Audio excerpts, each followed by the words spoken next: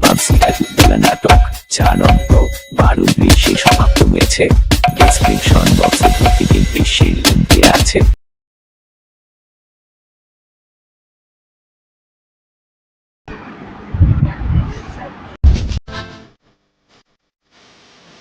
বড় বেশি হতাশ হয়েছেন। না শেখজি, হতাশ হবার প্রশ্ন নয়। আমি নিস্তব্ধ হয়েছি, কারণ অগ্নিগিরির মতো প্রচন্ড গর্জনে ফেটে পড়বার জন্যে তৈরি হচ্ছি। বুকের ভেতর আকাঙ্ক্ষার আর অধিকারের লাভা টকবক করে ফুটে উঠছে ঘৃণা আর বিদ্বেষের অসহ্য উত্তাপে। এবার আমি আঘাত হানবই। প্রাণের আশঙ্কায় সে আমাদের আতঙ্কিত করে তোলেনি।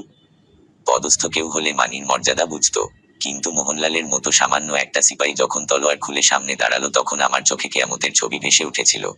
সিপাহ সালারের অপমানটাই আমার বেশি বেজেছে। এখন আপনারা সবাই আশা করি বুঝতে পারছেন যে সিরাজ আমাদের শান্তি দেবে না।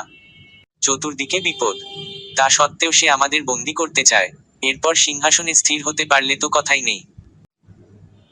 আমাদের অস্তিত্বই সে লোভ করে দেবে। আমাদের সম্বন্ধে যতটুকু সন্দেহ নবাবের বাইরের আচরণে প্রকাশ পেয়েছে, প্রকাশ পায়নি তার চেয়ে বহু গুণ বেশি। শওকতজঙ্গের ব্যাপারে নবাব আমাদের কিছুই জিজ্ঞাসা করেনি, শুধু মোহনলালের অধীনে সৈন্য পাঠিয়ে তাকে বিনাশ করেছে। এতে আমাদের নিশ্চিত হবার কিছুই নেই। তার প্রমাণ তো রয়েছে হাতের কাছে। আমাদের গ্রেফতার করতে গিয়েও করেনি, কিন্তু রাজা মানিকচাঁদকে তো ছাড়ল না। তাকে কয়েদখানায় যেতে হলো, শেষ পর্যন্ত 10 লক্ষ টাকা খেসারত দিয়ে তবে তার মুক্তি। আমি দেখতে পাচ্ছি নন্দকুমারের অদৃষ্টেও বিপদ ঘনিয়ে এসেছে। আমাদের কারো অদৃষ্ট মেঘমুক্ত থাকবে না শেখজি। আমি ভাবছি তেমন দুঃসময় যদি আসে, আর মূল্য দিয়ে মুক্তি কিনবার পথটাও যদি খোলা থাকে, তাহলেও মূল্যের পরিমাণ কত বিপুল হবে যে আমরা তা বইতে পারবো কিনা সন্দেহ। মানিকচাঁদের মুক্তি মূল্য 10 লক্ষ টাকার কম হবে না। ওরে বাবা, তার চেয়ে গলায় পা দিয়ে বুকের ভেতর থেকে কোল যেটাই টেনে বার করে আনুক। 10 লক্ষ? আমার যাবতীয় সম্পত্তি বিক্রি করালেও 1 কোটি হবে না। ধরতে গেলে মাসের খরচটাই তো ওঠে না, কারণ নবাবের হাত থেকে ধন সম্পত্তি রক্ষার জন্য মাসে অজস্র টাকা খরচ করে সেনাপতি এয়ার লুৎফ খানের অধীনে 2000 অশ্বারোহী পুষতে হচ্ছে। কাজেই আর কালক্ষেপ নয়। আমরা প্রস্তুত। কর্মপন্থা আপনিই নির্দেশ করুন। আমরা একবাক্যে আপনাকেই নেতৃত্ব নিলাম। আমার ওপরে আপনাদের আন্তরিক ভরসা আছে তা আমি জানি, তবু আজ একটা বিষয় খোলাসা করে নেওয়া উচিত। আজ আমরা সবাই সন্দেহ দোলায় দুলছি, কেউ কাউকে বিশ্বাস করতে পারছি নে। তাই আমাদের সিদ্ধান্ত কাগজে কলমে পাকাপাকি করে নেওয়াই আমার প্রস্তাব। আমার তাতে কোনো আপত্তি নেই। এতে আপত্তির কি থাকতে পারে? ওরে বাবা, কতবার দেখতে হবে? দেউড়ি থেকে আরম্ভ করে এই পর্যন্ত মোট 21 বার দেখিয়েছি। এই দেখো বাবা, আর একটিবার দেখো। হলো তো? কি গেরোরে বাবা, কি হয়েছে? কালাম হুজুর, ওই পাহারাওয়ালা হুজুর, সবাই হাত বাড়িয়ে আঙুল নাচিয়ে বলে, দেখলাও, দেরি করলে তলোয়ারি হাত দেয়। আমি বলি, আছে বাবা, আছে, খুব নবাবের পাঞ্জা। নবাবের পাঞ্জা? কেন নয়? হুজুরের নবাব হতে আর বাকি কি? সে যাক, খবর কি তাই বলো।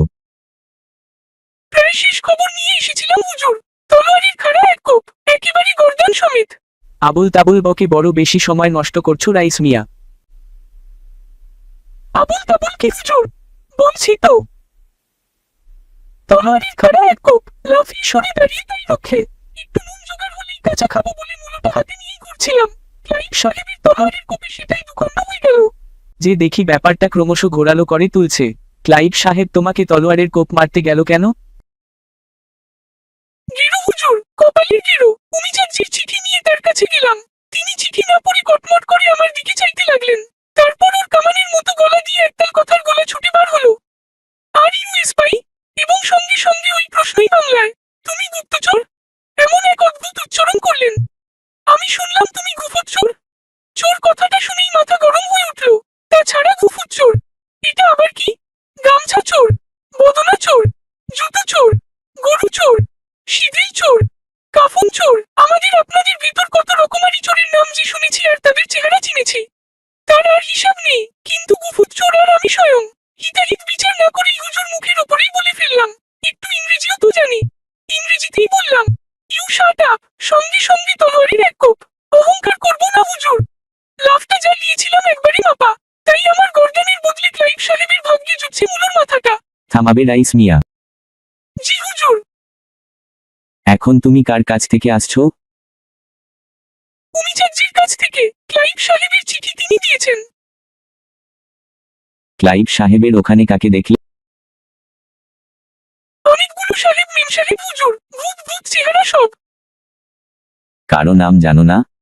সবও তো বিদেশি নাম। এদেশি হলে পুরুষগুলোকে বলা যেত মেম্মদত্তি, জটাধারী, নামারাও, ঠ্যাংকাও, চোয়ালি প্যাচো, গলায় ধরে, একঠিঙ্গে, কন্দকাটা ইত্যাদি। মেয়েগুলোকে বলতে পারতাম সাতচুন্নি, উল্কামুখী, আশুটি পেতি, কানি পিসাচি, এইসব আর কি।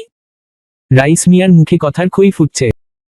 রাত বিরাতে চলাফেরা করি, ভূত পেতনির সঙ্গেও যোগ রাখতে হয় হুজুর।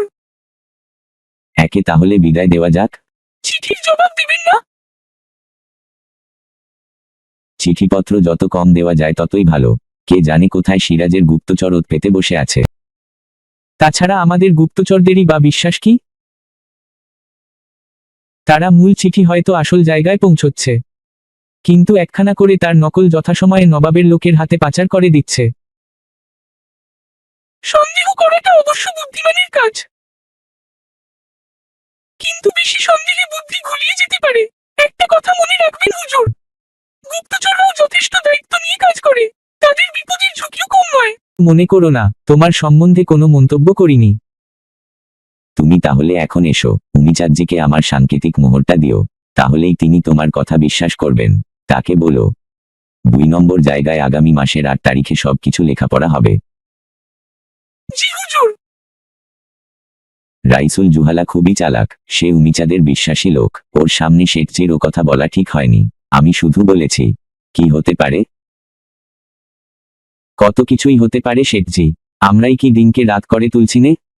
নবাবের মীর মুন্সি আসল চিঠি গায়েব করে নকল চিঠি পাঠাচ্ছে কোম্পানির কাছে।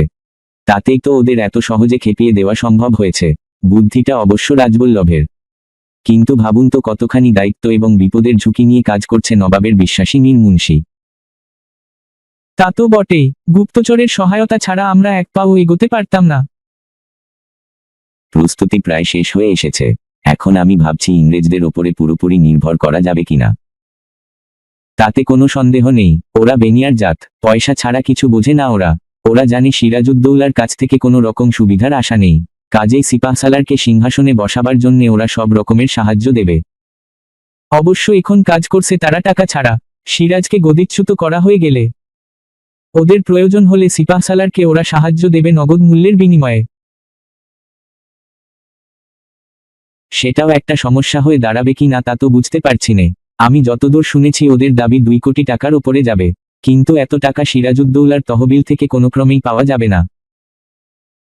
আমরা অনেক দূর এগিয়ে এসেছি রাজা রাজবল্লভ, ও কথা আর এখন ভাবলে চলবে না। সকলের স্বার্থের খাতিরে ক্লাইভের দাবি মেটাবার যা হোক একটা ব্যবস্থা করতেই হবে। সফল করতে হবে আমার স্বপ্ন, নবাব আলীবর্দীর আমলে, উদ্ধত সিরাজের আমলে। মোশনদের পাশে অবনত মস্তকে দাঁড়িয়ে আমি এই কথাই শুধু ভেবেছি। একটা দিন, মাত্র একটা দিনও যদি ওই মসনদে মাথা উঁচু করে আমি বসতে পারতাম। আমরা করব জয়, আমরা করব জয়।